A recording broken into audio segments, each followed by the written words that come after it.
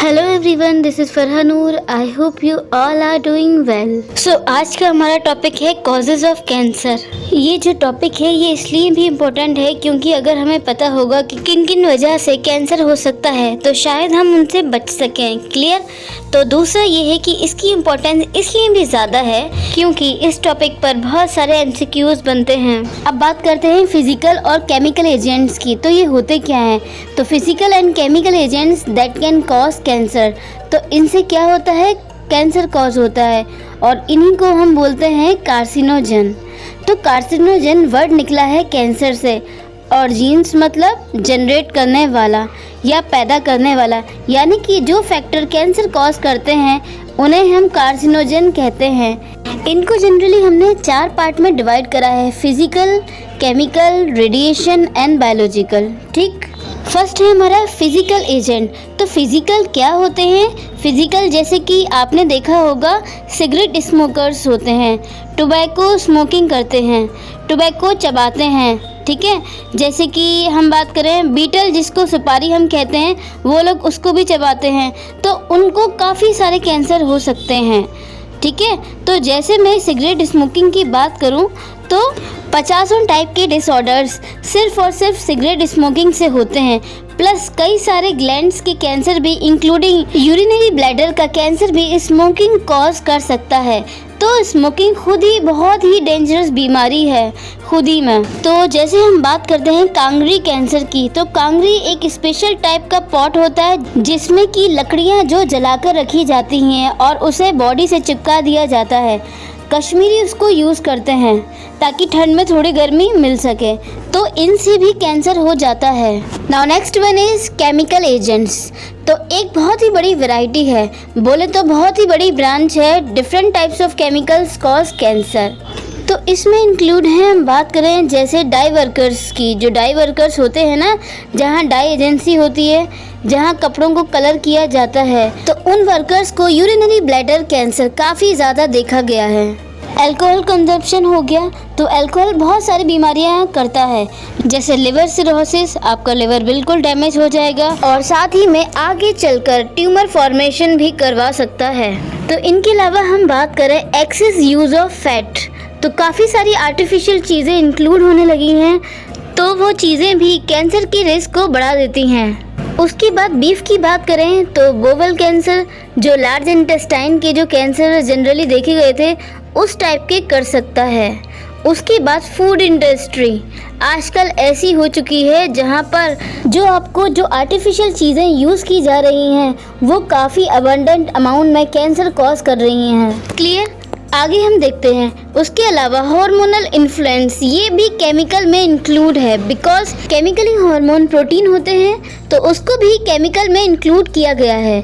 अगर मैं हार्मोनल की बात करूं, आपने ब्रेस्ट कैंसर सुना होगा, प्रोस्टेट कैंसर सुना होगा, काफ़ी और भी कैंसर हैं जो हार्मोन से इन्फ्लुएंस रहते हैं।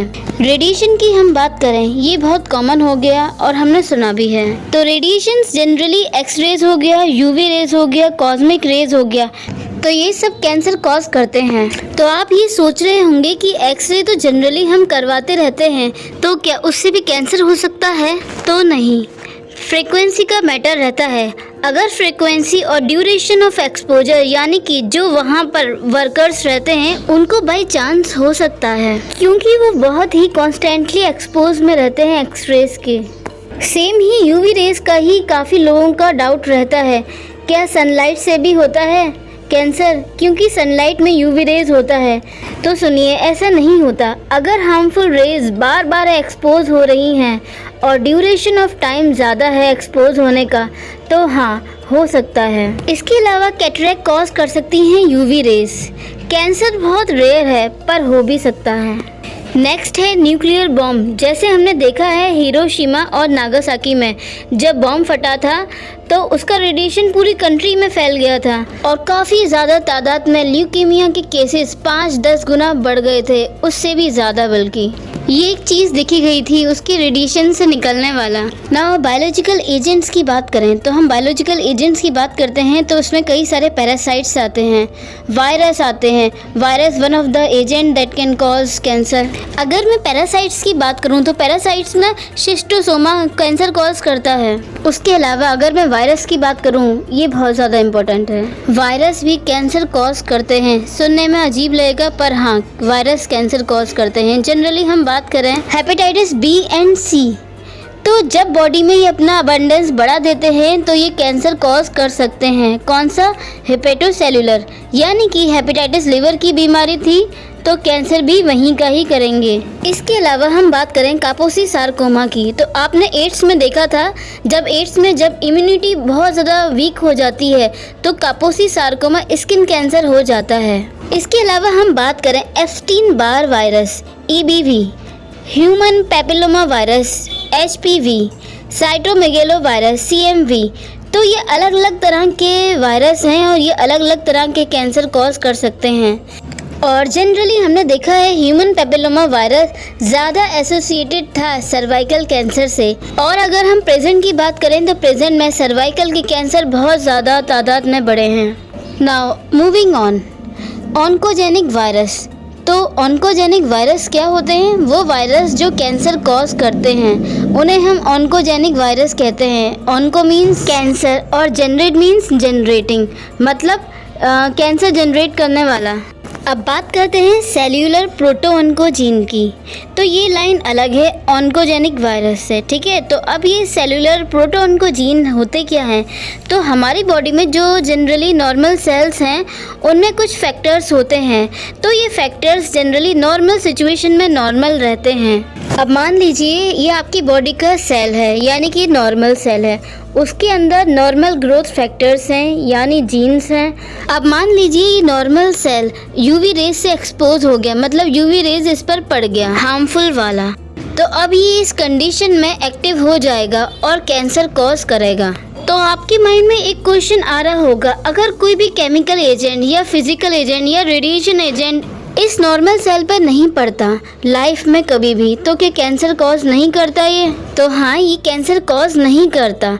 अब जबकि इसके ऊपर रेडिएशन एजेंट पड़ गया है और ये एक्टिव हो गया है तो ये कैंसर कॉज करेगा। इस टाइप को, ये जो नॉर्मल सेल की फिनोमेना है, इसको हम सेल्यूलर या प्रोटोऑन्कोजीन कहते हैं। क्योंकि सेल में प्रेजेंट है कैंसर कॉजिंग जीन, इसलिए सेल्यूलर ऑन्कोजीन या फिर प्रोटो, इनिशियल, स्टार्टिंग, ठीक इसको ऐसे ही समझना चाहिए। तो ये हमारे नॉर्मल सेल्स की बात की जा रही है। हमारी बॉडी में कई सारी तरह के ग्रोथ फैक्टर्स होते हैं। अब यही ग्रोथ फैक्टर्स की जो जीन्स हैं, मान लीजिए एक्टिवेट हो गए किसी भी रीज़न से, इंक्लूडिंग आपके केमिकल एजेंट से या फिजिकल एजेंट से या किसी भी रेडिएशन से, तो वो एक्टिवेट होने के बाद फिर कैंसर कॉज करेंगे। और अगर एक्टिव नहीं हुए तो कैंसर भी कॉज नहीं करेंगे। तो अगर आपको ये वीडियो अच्छा लगा हो तो प्लीज़ मेरे चैनल को लाइक करें, शेयर करें, ज़्यादा से ज़्यादा और ज़्यादा से ज़्यादा सब्सक्राइब करें। और नेक्स्ट वीडियो लेक्चर में हम ट्रीटमेंट पढ़ने वाले हैं कैंसर की।